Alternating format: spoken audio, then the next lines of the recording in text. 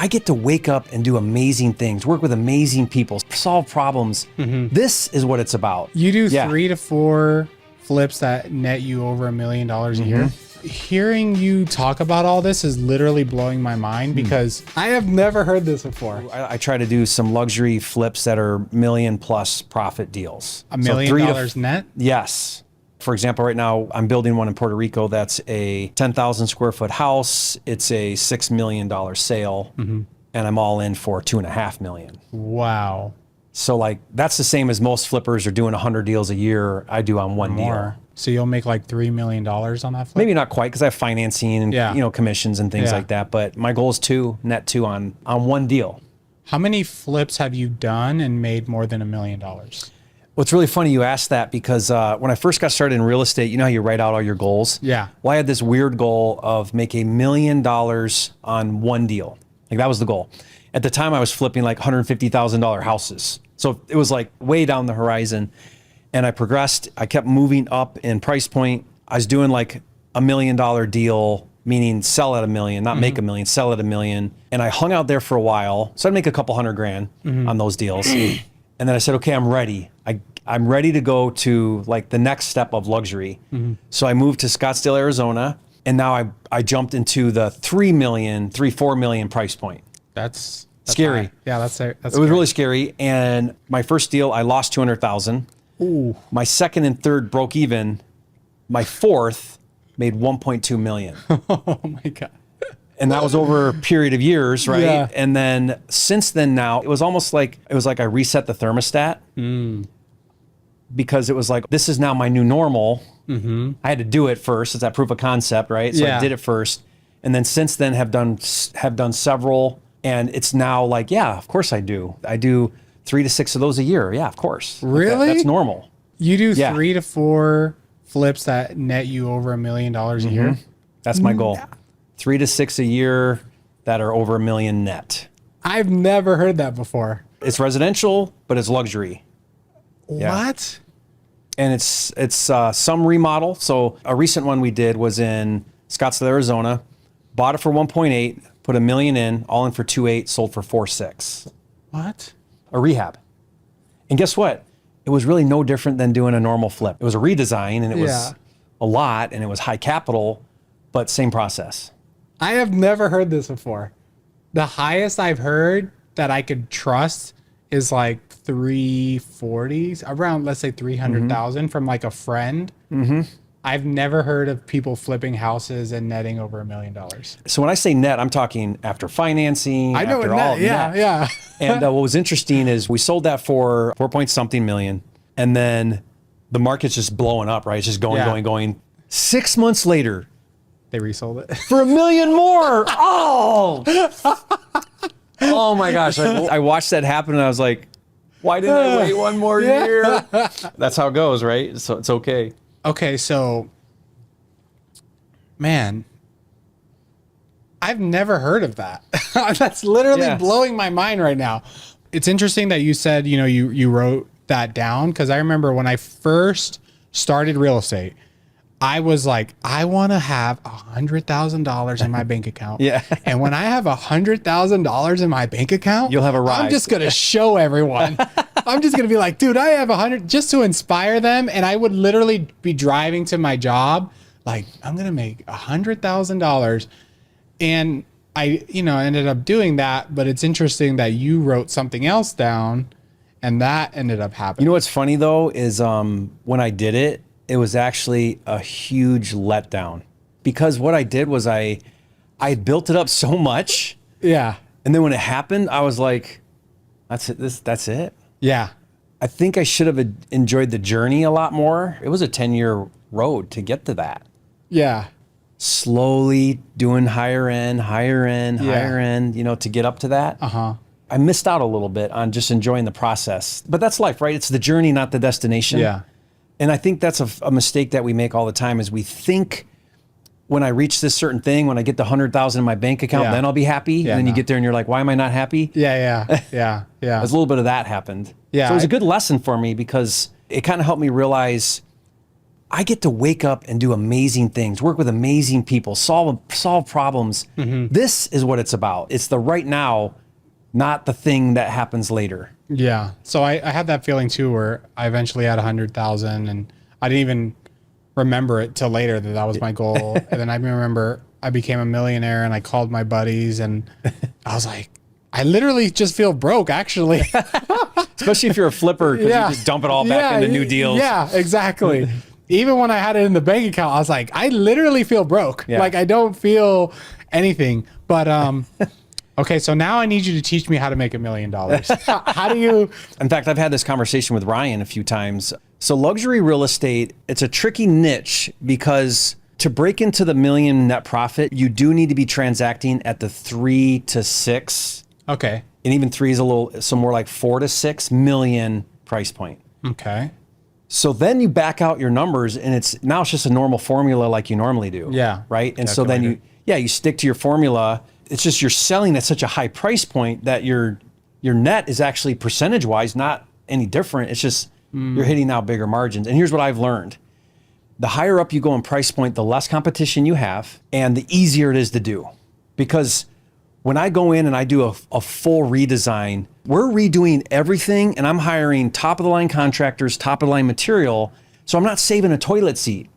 Like when I do a $200,000 rehab, we're saving the toilet seat. Yeah. I hate rehabbing where you have to save the toilet seat. You know, you're on a budget trying to maximize every can I last do landscaping? Yeah, you're beating up your painter for $500. I hate, whereas luxury, it's like, I want the best of the best and we're going to go in with a really good budget. We're going to do this right and we're going to build an amazing home. And so it's just a whole different mindset. Okay. So, I want to break it down. You need to sell between 4 and 6, you're saying, right? So you're looking between 1 and 2. Yeah. So now you're buying at 1.5. Yeah. So those are typically going to be all the luxury rehabs I've done. They've been $1 million to $1.5 million in rehab. Oh, okay. So you're spending $1 million to purchase and then you're spending $1 million to rehab. Yes. Okay. So what does $1 million rehab look like? Or are you like adding to the house? The biggest things that we have to have is ceiling height. We call it bones. I've got to have the right bones. And then what we're doing is, we're blowing out walls because we have to make that rehab competitive to new construction.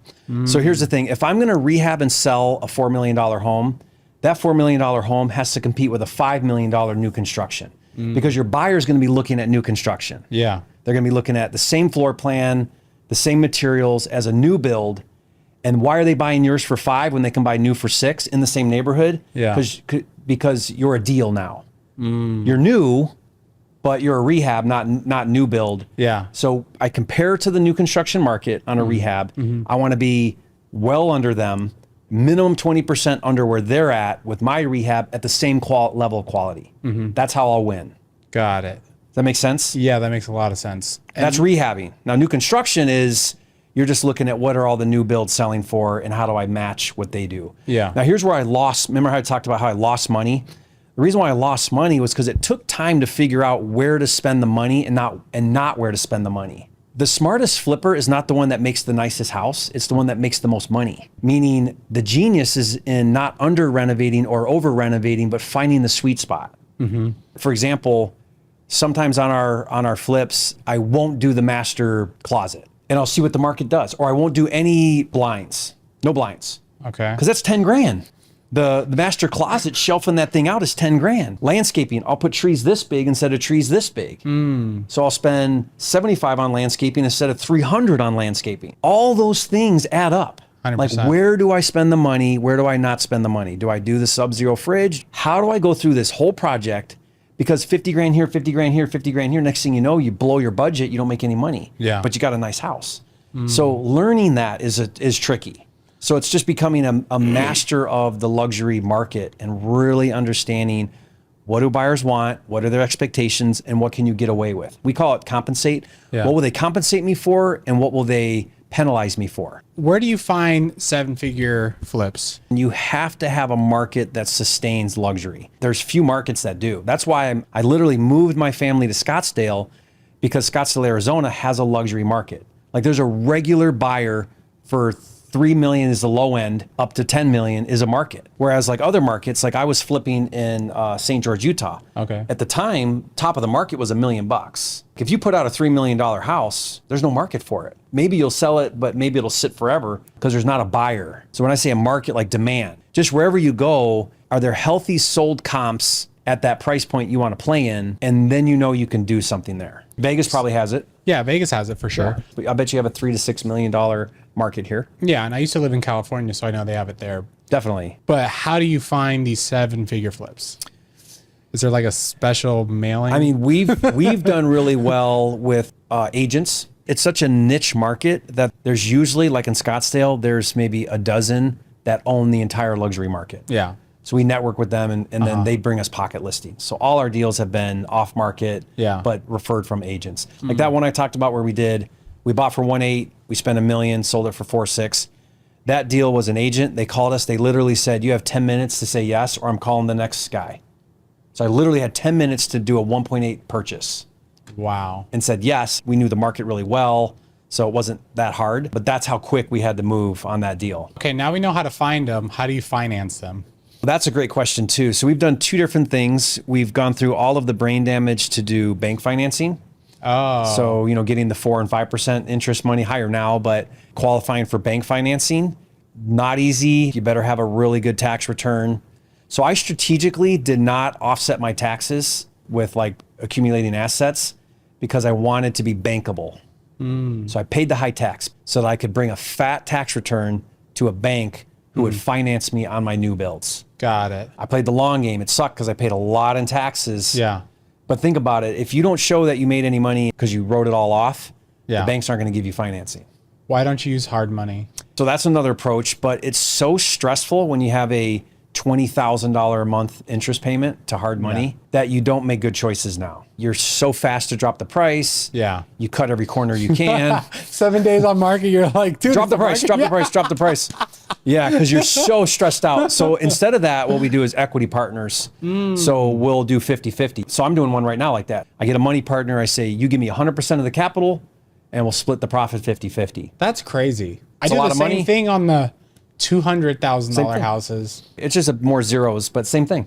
But I don't like hard money on luxury. It's so stressful. It's hard to play the game smart. Yeah. Because at that price point, it's not like dropping the price is going to get it sold. The person that pays $5 million for a house is because they like it or they don't. Yeah. Not because it's $200,000 overpriced. How long does it normally take to sell a 7-figure flip? We still want to be priced right. Like we want to be at a move it number. We want it to be a deal. Because I don't want to sit around on market for a year. I mean, we've sat on market for a while. You want to bake in a number that's going to be very attractive to the market.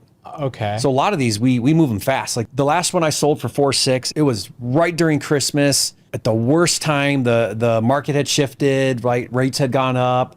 And we still moved it in 60 days because it was such a great deal. Oh my God. I mean, it was a $4.5 million home in a $10 million neighborhood. The strategy there was, how do we get the guy that can't afford this neighborhood but wants to be the guy in the neighborhood? That's who our buyer is.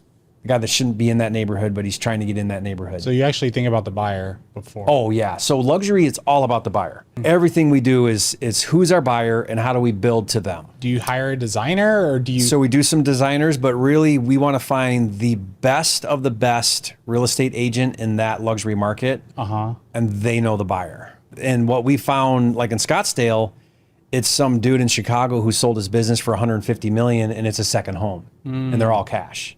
That's our buyer. And he shows up in Wranglers and, wants to negotiate because he's a business guy. Yeah, that's the worst. Yeah. And you're like, dude, just come on. Why are you beating me up? Just buy it. It's your third house. What do you care? But this is in their blood, right? Because they're business people. But like really understanding your buyer is critical. So we design the house to our avatar on every single time on luxury. It's not my preference. It's what does the buyer want in this market? Yeah. So we're looking at, do we do 2 offices? Is the pool big enough? Do we need a workout room? All those things, because we're trying to understand, well, what would our buyer want and how do we create that? What I've seen in luxury is a lot of times there's not like clear comps where like on a $250,000 house, there's like 3 comps. One sold for $250, one sold for $275, one sold for $230. How do you look at the comps if there's not a model match or something similar? Well, if there's not, then that's very high risk, and I would not do that. Oh, okay. So we don't do that if we don't really understand. In luxury, it's all price per foot. So $1,000 a foot or $500, whatever the numbers are, we really want to know those numbers. Got it. What's the per foot sale price in this market right now with buyers? And we want that data. We do the homework to make sure that we understand our value, because you have to. If you don't, you're gambling, you're guessing. That's so funny. I say that all the time. I'm like, a lot of people they're not investing, they're gambling. They're just buying houses hoping to make money. I mean, not understanding the back end value in any price point is just being lazy. Like, know your market, be a market expert, learn the numbers, learn what people pay. What's the most amount of money you've made a year flipping houses? 2021 was an amazing year. Yeah. I think we did, just in real estate, I think I did about 7 million just in real estate transacting in 2021. Wow. Which is why I go to Puerto Rico, because I'm not giving half of that up. Timing. Perfect. When did you go to Puerto Rico? Then 2021. Oh, okay. You're like, I'm out of here. Yeah. The previous year I paid $1.5 million almost in taxes. Okay. And I was like, I can't do this. Oh, wow. Yeah, I've done really well. I've been so blessed, and operate a small team. And yeah. What does your team look like? I'm really big in low overhead. I like a high margin, low overhead business model. What? I get to do a fraction of what like a Ryan Pineda does. What do you mean?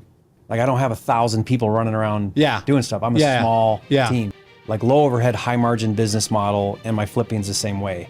Yeah, what's your team look like? So very small, because what I do is I really utilize site foreman, a GC or a builder on our projects. It's all 1099, all outsourced, all contract labor. Beautiful. All right, guys, we got to go. Okay. Peace. Thank you.